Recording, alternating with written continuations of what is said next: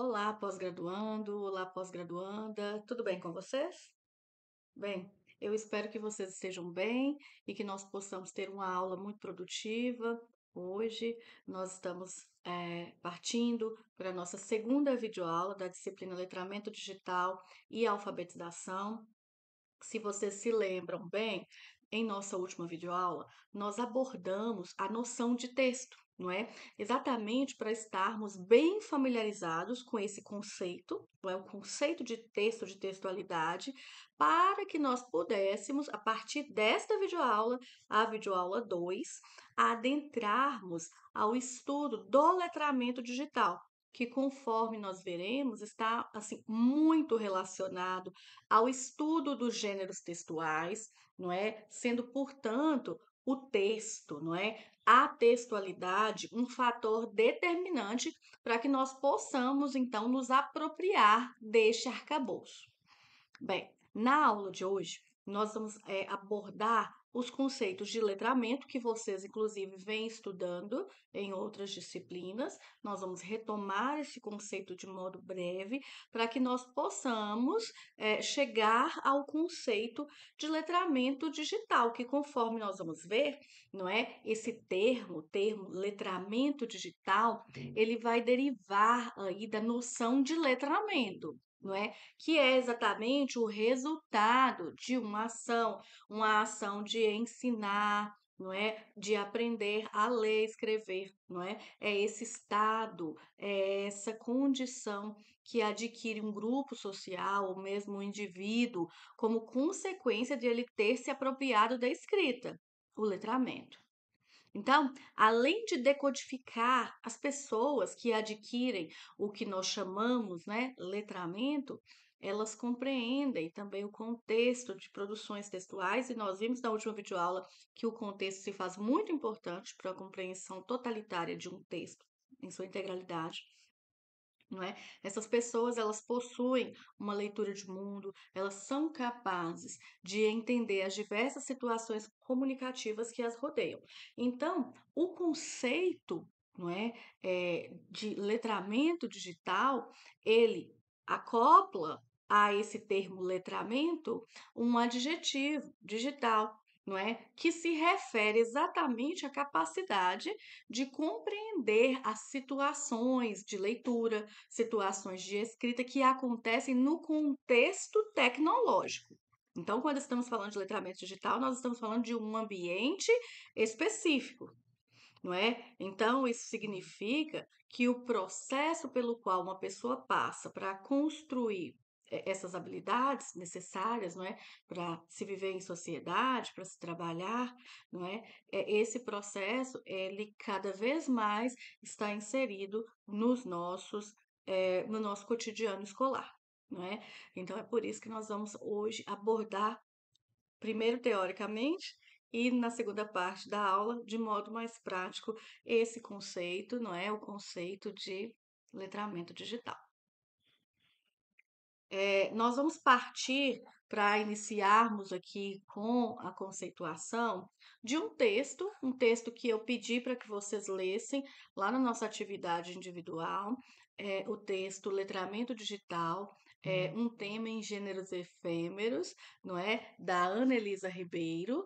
Então, nós vamos partir desse texto, que vocês inclusive já leram, para trazer à tona conceitos que são importantes. Então, ela começa seu texto com um tópico chamado letramento, letramentos, não é?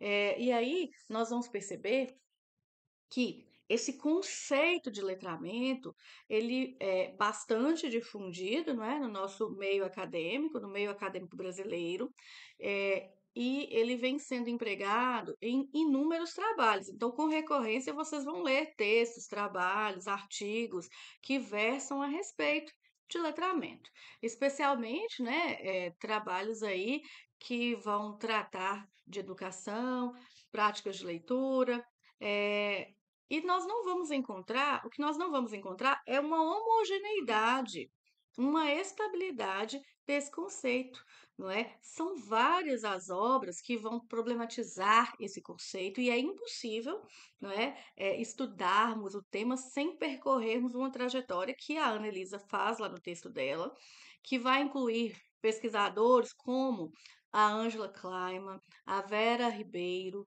a Magda Soares, não é? Então, são textos que serão fundamentais para o estudo de letramento. E aqueles que querem, e vocês possivelmente estão aí organizando o TCC de vocês, quem estiver falando de letramento, não tem como fugir a esses pesquisadores. São os mais renomados que nós temos na área, nos estudos brasileiros.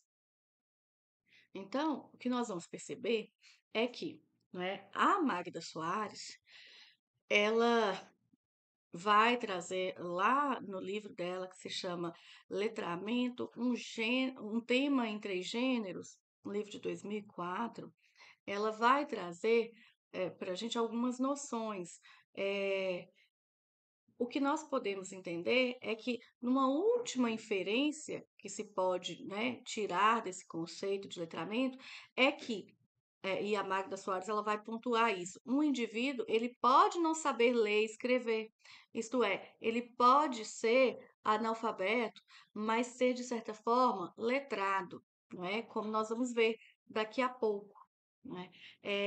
A Magda, ela traz uma conceituação que eu considero bem importante. Ela vai dizer que letramento, então, é uma palavra que foi recém-chegada ao vocabulário da educação e das ciências linguísticas.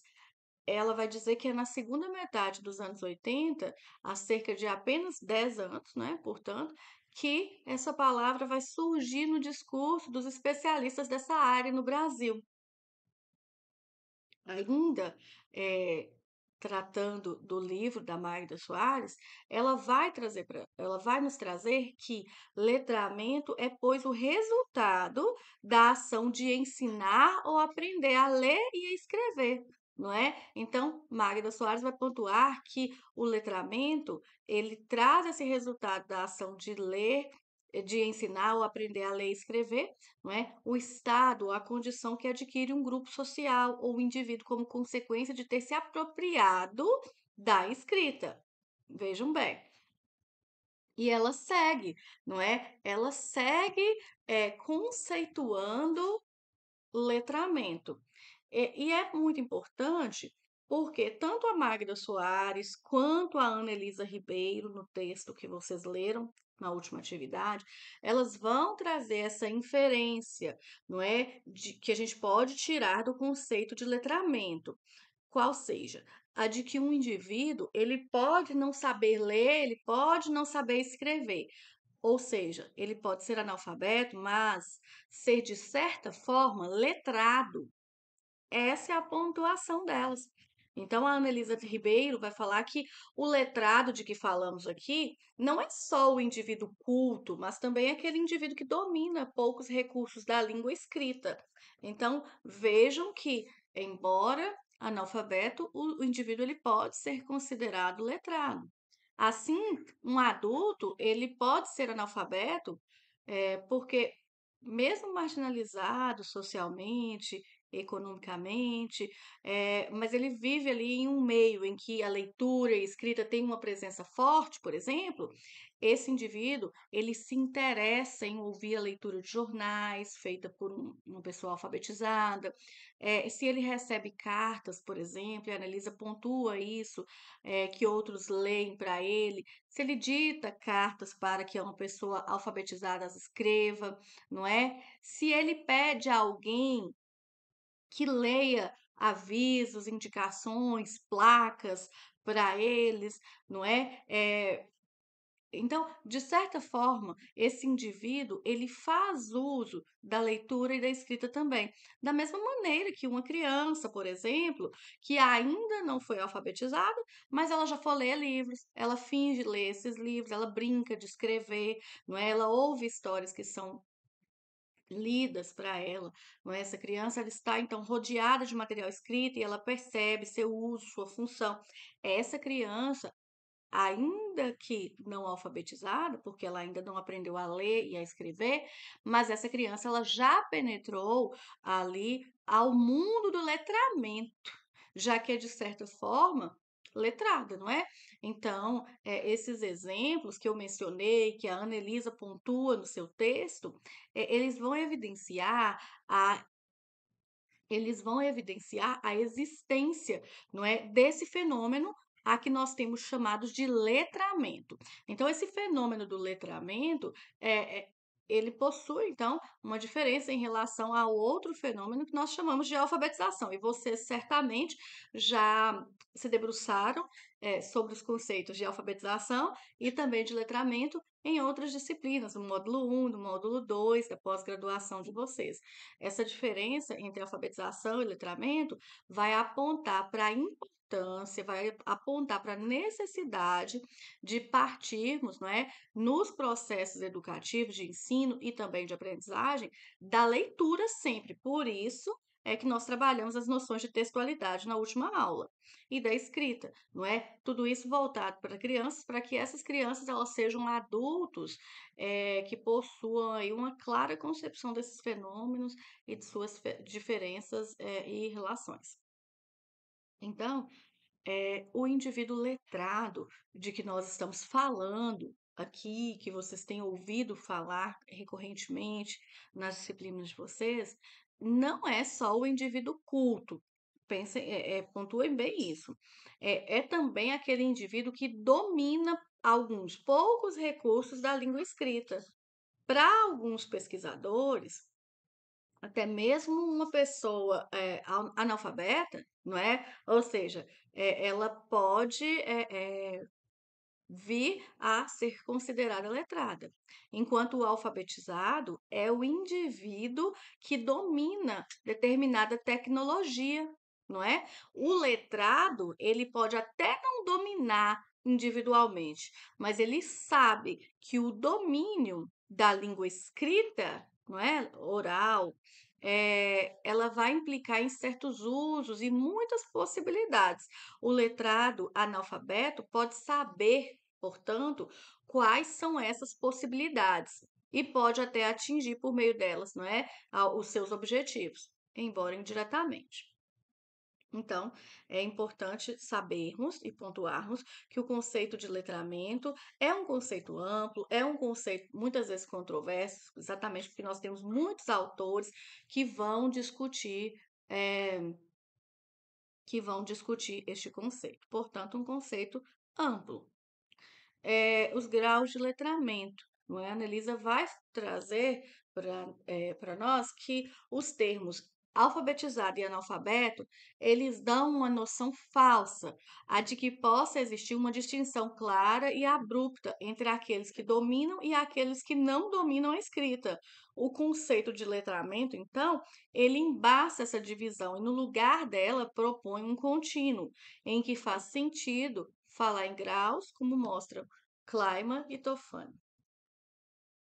Não é? Então, o que nós percebemos é que não existe nas nossas sociedades modernas o que a gente pode classificar como letramento grau zero, né? Que equivaleria ao iletramento. Não, não existe. Do ponto de vista do processo sociohistórico, o que existe de fato nas sociedades industriais, nas sociedades modernas, são graus de letramento, não é? Então vejamos que nós podemos observar que esses níveis, esses graus de letramento podem ser mais intuitivos e ligados à vida cotidiana, ou podem estar ligados ao trabalho, aos estudos, por exemplo, até níveis mais complexos, como os de leitores, né, leitores contumazes, de obras difíceis, ou de escritores profissionais, autores de teses. Enfim, então nós vamos trabalhar aí com o que nós chamamos de graus de letramento. E quando nós falamos nesses graus de letramento, nós sabemos que eles nos oferecem mais uma chance aí de refletirmos sobre o conceito de letramento e de repensarmos a relação desse conceito com a alfabetização, não é? Quando nós dizemos que alguém é analfabeto, nós queremos dizer, por exemplo, que esse indivíduo não é capaz de ler e de escrever, porque ele não domina uma técnica necessária, não é? Se dissermos que alguém é alfabetizado, por outro lado, aí sim nós sabemos estar falando, não é, de uma pessoa que pode ler e que pode escrever. Essa relação dicotômica entre analfabeto, alfabetizado, no entanto, ela não mostra em que medida o indivíduo alfabetizado se apropria do que ele sabe, não é? Então, os termos alfabetizado, e analfabeto, eles dão essa noção falsa de que a Annelisa nos falou há pouco, não é? O conceito de letramento é esse que vai, então, embaçar a visão e, no lugar dela, ele vai propor esse contínuo que faz sentido falar em graus, né? Conforme a Angela Kleiman também vai nos mostrar.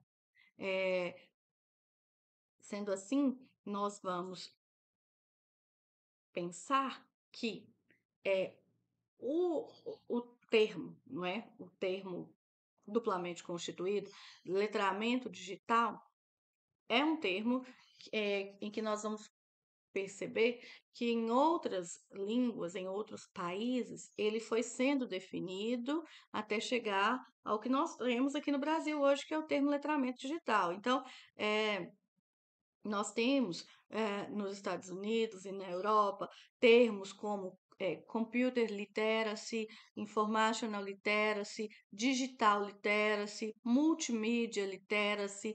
Em Portugal, nós tivemos o advento do termo literacia midiática, não é? E aqui no Brasil, esse termo ficou definido como letramento digital. Então, percebam que esse conceito, né, o conceito de letramento, normalmente ele vai ter o foco em textos impressos, não é?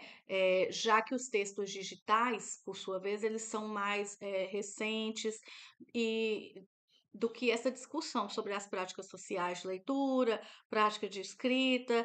Então, letramento digital diz respeito às práticas sociais de leitura e de produção de texto em ambientes digitais, certo? Isto letramento digital diz respeito ao uso de textos em ambientes propiciados pelo computador, não é? Por dispositivos móveis, tais como os celulares, os tablets, plataformas como essa que nós utilizamos, o AVA, e-mails, redes sociais, web, entre outros. Então, ser letrado digital, o que é ser letrado digital? Ser letrado digital implica saber se comunicar em diferentes situações com propósitos variados, não é? Então, nesses ambientes, não é? No ambiente digital, nós vamos ter que saber se comunicar nesses ambientes é que vai designar se a pessoa ela é letrada digital ou não. E saber se comunicar para quê? Para fins pessoais, para fins profissionais, né? Uma situação que nós poderíamos aviltrar aqui seria a troca eletrônica de mensagens via e-mail, por exemplo, SMS, WhatsApp, não é? A busca de informações na internet, ela também implica saber encontrar textos, compreender esses textos, o que pressupõe, não é? Por exemplo, selecionar as informações pertinentes, avaliar a credibilidade dessas informações. Então, o indivíduo letrado é esse que consegue transitar bem pelo ambiente digital. Tem alguns aspectos do letramento digital que eu considero relevante, eu listei aqui para vocês 5 deles, não é? O primeiro deles é de que o letramento digital, ele é amplificado, desculpa, ele é amplificado pelo acesso à informação. A internet é um espaço no qual todas as pessoas conectadas, elas podem, então, postar seus conteúdos em blogs, em sites, redes sociais, não é isso? Dessa maneira, o que nós vamos perceber é que há muita informação disponível E cabe aí ao leitor estar mais atento do que nunca à autoria, à fonte da informação que ele está buscando, além de ter aí o senso crítico para avaliar o que ele encontra. Então, esse acesso à informação ele está muito facilitado. Caberá ao leitor, não é? Ao indivíduo letrado digital, definir a veracidade, a autenticidade, a credibilidade dessas informações. Um segundo aspecto que eu destaquei aqui para vocês é a multimodalidade. Ou seja, nós percebemos é que as informações, elas são apresentadas usando, né, nas mídias digitais, nos são apresentadas usando não apenas elementos linguísticos, não é? Então, nós temos informações que não são passadas para nós apenas por palavras, por frases, não é? Mas, por exemplo, por animações, memes, não é? Vídeos, por meio de sons, ruídos, cores e ícones, não é? Então, vejam que saber ler e produzir textos, explorando essas linguagens, faz parte das exigências sociais, não é? Para o indivíduo letrado. A terceira O terceiro aspecto que eu destaquei aqui para vocês diz respeito ao acesso aos ambientes digitais e às suas práticas. Então, nós vamos entender que o acesso aos ambientes digitais, às suas práticas, não é uniforme em todos os lugares, para todas as pessoas. Há diversos níveis de inserção de indivíduos na comunidade, e tudo vai depender desse intricado complexo de políticas, de estruturas, não é? Que vão determinar esse acesso ao ambiente digital. O quarto ponto que eu destaquei tem relação com a exclusão digital, não é? A exclusão digital, então, ela é um tema que nós vamos observar e vamos voltar a esse tema nas próximas aulas, amplamente discutidos por pesquisadores no Brasil, exatamente porque reflete um contexto de desigualdade social, de má distribuição de rendas e também de desigualdades no acesso à educação. E por fim, não é? No âmbito da educação, eu destaquei que as questões referentes ao letramento digital, elas vêm sendo discutidas, inclusive na tentativa de se pesquisarem, testarem novas práticas que ajudem na formação de pessoas e em seu aproveitamento das tecnologias digitais, não é? Então, observem que o letramento digital é algo de que nós, educadores, nos apropriamos e precisamos nos apropriar cada dia mais para que nós possamos, de fato, produzir aulas que façam sentido e que impactem aos nossos alunos. Bom, nós já fizemos aí essa abordagem teórica do assunto, nós ainda vamos voltar, não é, em outras aulas, nas outras aulas, aos conceitos, não é, de letramento digital, mas eu gostaria de, já nesta videoaula 2 antecipar, não é, aquilo que nós vamos ver mais a fundo nas videoaulas 3 e 4, que é o letramento digital e alfabetização na prática. Então, o que nós vamos perceber é que a gente precisa, lá na sala de aula, para colocar em prática esse letramento digital, não é? O primeiro passo é reconhecermos aí os conhecimentos digitais prévios dos nossos alunos. Esse é um primeiro passo, não é, para um processo de letramento digital. Não é exatamente identificar se os nossos alunos eles são alfabetizados digitalmente. Sem a alfabetização desse usuário, né, do nosso aluno, será impossível que nós abordemos, façamos uma abordagem nesse nível, não é? O letramento digital ele só ocorre após nós passarmos por essa primeira etapa, que é reconhecer esses conhecimentos prévios do nosso aluno. A segunda etapa, não é, para trazermos o letramento digital para as nossas aulas é compreendermos o contexto, não é? Então, é entender que parte dessa geração, né, que a gente chama de geração Z, as crianças, os adolescentes, estão inseridos aí desde sempre no universo da tecnologia. né? E precisamos reconhecer este contexto. Isso vai causar um efeito sobre as referências que essas crianças, esses adolescentes têm sobre a realidade, e saber disso é fundamental para que nós possamos elaborar atividades do letramento digital na sala de aula. Além disso, uma vez que esse movimento híbrido, né, faz parte da realidade delas de uma forma tão natural, é comum que eles compreendam que a fonte de construção do seu processo de aprendizagem é colaborativa e não somente advinda, do professor, não é? Nós vamos ter aí como, terceiro passo para levarmos o letramento digital para nossa sala de aula a promoção de atividades colaborativas. Então, precisamos adotar essas atividades colaborativas em sala de aula, priorizar a elaboração de atividades que permitam a construção de uma jornada de aprendizagem conjunta com os nossos alunos. Então, questionando a eles, escutando a eles, observando as suas demandas, compreendendo que agora a educação ela se faz quebrando as antigas hierarquias tradicionais, não é? E colocando os nossos alunos como protagonistas desse processo de ensino-aprendizagem. Quarto passo que nós precisamos alcançar para trazermos o letramento digital à nossa sala de aula é conhecer, não é? Nos apropriar dos documentos que regulam esse tema.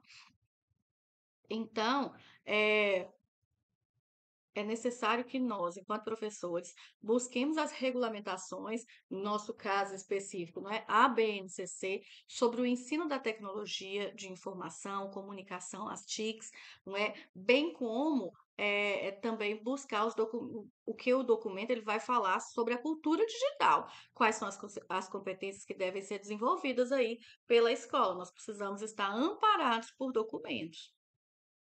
E, por fim, é necessário que nós reconheçamos o papel dos equipamentos, não é? Então, para um letramento digital efetivo, é essencial, não é, quando possível, que o ambiente escolar ele detenha aí instrumentos, ferramentas que possibilitem esse processo. Por exemplo, o notebook, os tablets, além de outras estruturas que nós sabemos, não é, fazem parte desse contexto digital e podem tornar esse momento de aula mais dinâmico e com melhores resultados. Nós precisamos reconhecer o papel desses documentos e averiguar se no ambiente escolar em que nós estamos, nós temos esses equipamentos disponíveis. Bem, eu separei para vocês um vídeo, é um vídeo curto, da professora Carla Viana Coscarelli, ela, né, que juntamente com a Anelisa Ribeiro, são grandes estudiosos do tema letramento e letramento digital. Eu separei para vocês um videozinho dela em que ela vai trazer à tona esse letramento digital na prática. Então, vamos assistir ao vídeo e voltamos a interagir no nosso fórum, no fórum de discussão. Até mais!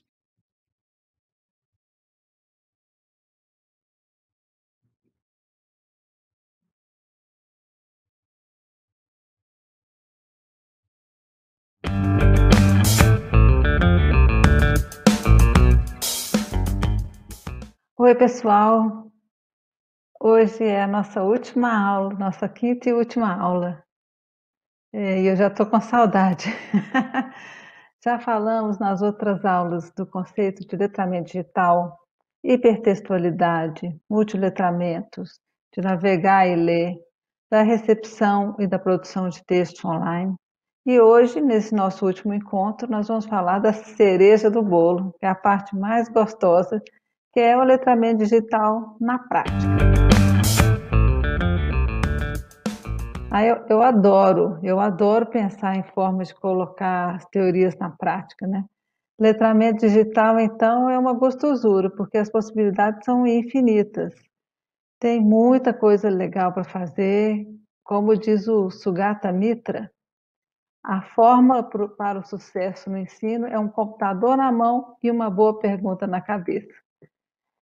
O Sugata Mitra, ele é um indiano, que eu adoro, e que ele ficou conhecido por um projeto chamado Buraco na Parede. Ele fez um projeto muito legal, que ele colocou um computador na parede da empresa onde ele trabalhava e deixou a criançada lá da rua mexer. Vale a pena procurar e descobrir as coisas que o Sugatra fez. É interessante. E ele defende uma proposta de um currículo que trabalha com a elaboração de perguntas, que, por sua vez, levam as pessoas a buscar respostas, né? Ele fala que nós aprendemos, que nós estamos muito presos num currículo conteudista e nós acabamos perdendo de vista aquelas perguntas que são inspiradoras. Para ele, os conceitos-chave para a aprendizagem são solução de problema, autonomia e a colaboração. Essa palavra é importante, gente. Colaboração é muito importante. Esse projeto dele me faz pensar muito em como e onde as pessoas aprendem, né? Repensar um pouco os currículos. O que tem que ser ensinado na escola? A Mimi Ito, que é uma professora do MIT, ela faz umas pesquisas muito interessantes também com jovens. E como é que esses jovens estão aprendendo, como é que eles aprendem muito em contextos de ensino, aprendizagem, que não são contextos formais, né? Na verdade, isso sempre aconteceu, né? Na vida, na história da humanidade, as profissões, os negócios, tudo passava assim de pai para filho, aprendia-se muito em casa, aprende-se muito em casa, né? Com parentes, pais, amigos, vizinhos. Hoje os jovens estão conectados, estão com acesso à internet, e isso está se ampliando muito rapidamente. Eu espero que o acesso seja para todos, né? Universal, assim, para todo mundo mesmo. Né? E com esse acesso, né, com esse acesso à informação, isso possibilita que as pessoas pesquisem, que elas aprendam, né, que elas busquem informações sobre os mais diversos temas. Mas não é preciso ter alguém mais da família, da vizinhança, que saiba, que possa ensinar.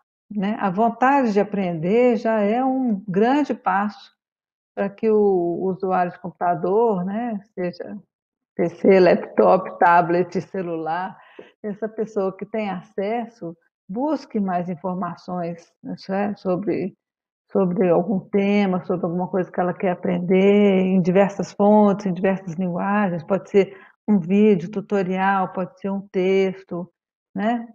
Talvez, então, acho que a escola deva se preocupar mais em ensinar o aluno a ser um bom aprendiz do que continuar dando ênfase a uma lista de conteúdos assim, que tem que ser aprendida, né? Mas, embora seja possível, né, aprender com tutoriais e com vídeos, a escola tem um papel muito importante no ensino da leitura, na escrita, né, em ajudar os meninos a fazer uma leitura mais profunda, a serem produtores de conteúdo, né? Ela vai fazer esses meninos a ajudar o usuário a fazer uma busca mais criteriosa, né, levar o acesso à informação mais relevante, mais crítica, né? Então, o trabalho do professor, né, do professor da escola é muito importante. Sempre muito mais fácil aprender com alguém que já sabe, né, que pode ajudar a gente a atingir alguns objetivos, do que sem a ajuda de ninguém, né? Que é o que o Vygotsky falava, né?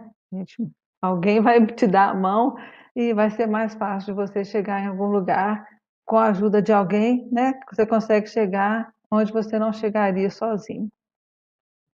Então, os desafios que o professor pode apresentar, né, para esse aluno, as orientações que ele pode dar, isso tudo vai enriquecer e vai diminuir provavelmente o tempo de aprendizagem, né, desses alunos.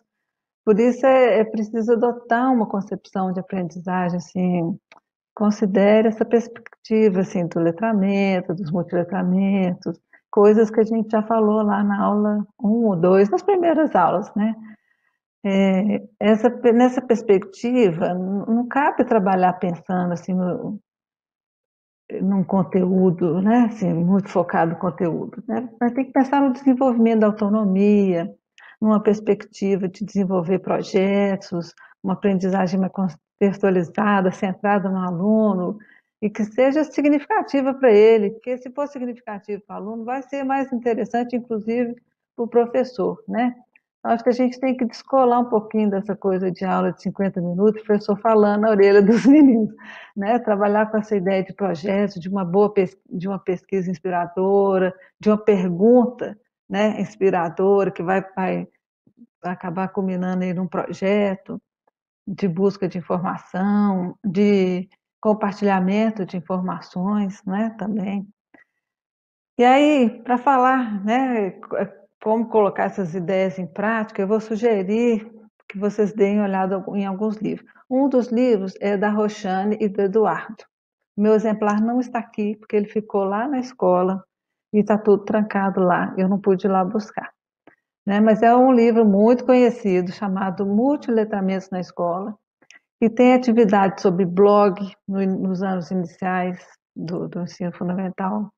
Tem uma atividade super legal com Chapeuzinho Vermelho sobre uma animação da Ângela Lago, que é uma ilustradora, escritora maravilhosa que nós perdemos há pouco tempo, né? Tem atividade sobre mini-contos, hipercontos multimodais. Tem até Mangue Beat, gente, nas aulas de português. É um livro muito legal. Tem uma, falar esse negócio de empoderar, né? Que é sobre radioblog. São as vozes, né? Que fala de produção de rádio independente, de produção de dar voz para as pessoas, né? De produzir podcast, incentivar a produção cultural, compartilhamento de cultura. Muito, muito legal, muita ideia legal, vale a pena. Corre lá e olha esse livro, que ele vale a pena. Outro livro super bacana, com um monte de ideia, chama Letramentos Digitais, do Gavin Dudney, da Nikki Rock e do Mark Beckman. Esse livro apresenta 50 ideias práticas ótimas. Dá vontade de aplicar a atividade, todas as atividades, né? Não tem nada de muito complicado nem mirabolante, não. Tem uma que é sobre HTML. Virou o nariz, né? Eu, quando vi lá o título também, HTML, sei o que, eu falei, esse trem não vai dar certo. Não pensei a mesma coisa, esse negócio não vai ser bom. Mas o jeito que eles fazem é tão legal, vira uma brincadeira. Tá? Eles pegam uma frase sobre algum animal, né, toda escrita com fonte diferente, cada palavra escrita com uma fonte, negrito, itálico, Arial, Times, e toda escrita com caracteres diferentes. E os colegas precisam adivinhar sobre o que animal aquela frase está falando. Os alunos vão ver o HTML depois, aquele código HTML, e descobrir como que a formatação é indicada no código. É um negócio meio assim de desvendar mistérios, né? Quebrar o código, que aí os meninos vão olhar aquele código, vão descobrir que elementos ali que marcam que aquela palavra é escrita de um jeito ou de outro, né? Assim eles vão aprender uma formatação básica que pode ajudar na hora de fazer um monte de coisa, né, numa página. E eu acho que o mais legal é que de uma atividade dessa, que parece uma brincadeira, né, assim, uma brincadeira de hack, eles vão aprender sobre os bastidores da programação, né, vão ver que isso não é um bicho de sete cabeças, que é possível aprender. Quem sabe ativa a curiosidade deles aí para aprender mais, né? Tem uma outra atividade que os alunos vão negociar as regras para o uso do celular e registrar isso numa wiki. Olha que legal, gente, né? Nessa coisa de ir compartilhando ali as ideias de como é que a gente vai usar o celular, quais são as normas, né? E compartilhar isso numa wiki. Então, eles vão aprender o wiki, eles vão compartilhar, vão pensar, né, as regras de um bom uso do celular, um uso educado. E o mais legal não, tudo nesse livro é legal. Tem uma coisa muito legal, é que eles colocam sempre a versão em três tipos, que é uma versão mais tecnológica, uma versão de baixa tecnologia e uma versão de zero tecnologia. Então, dá para fazer com e sem computador, né? Se você não tiver computador, você faz lá o zero tecnologia. Se você tiver menos recursos, você usa baixa tecnologia, né? E as fichas que eles usam nessas atividades estão no site da Parábola. Vou colocar o link aqui, tá? Não preocupa não. Tem uma outra atividade que eu acho super legal, que é de fazer nuvem de palavra. Sabe aquelas nuvens de palavra assim com as letrinhas, né? Que vai encaixando uma letra maior, letra menor, que é muito interessante, né? E eles vão aprendendo, os alunos vão aprender a noção de etiquetar, de colocar as tags, né? E falando de viagens e lugares legais por esse mundo afora. Vocês estão vendo que as atividades, elas não são assim, vou trabalhar só com tal recurso digital. Não. Vou falar de viagem, vou falar de bicho, e dentro desse assunto, eles vão aprendendo coisas do digital, né? Então, eles vão aprender nessa nuvem, nessa atividade das nuvens, etiquetar, falando de lugares legais, né? Então, assim, aí eu não posso ficar falando que não por 50, gente, são 50 atividades, elas são muito criativas, muito interessantes. Eu estou resumindo aqui, mas as atividades são muito legais. São muito interessantes, então, vem toda detalhadinha, com os objetivos, os materiais, tudo bem arrumadinho, assim, bem fácil de aplicar. E um outro livro que eu vou falar um pouquinho também, que é o Tecnologias para Aprender, que tem muita coisa legal, muita dica legal para os professores, né? Para trabalhar infográfico, wiki, jogos, interfaces, memes, imagens, né? Que é um livro super bacana também, né? Que eu aconselho muito, porque ele tem uma parte, fala um pouquinho da teoria da coisa e depois uma sugestão de aplicação.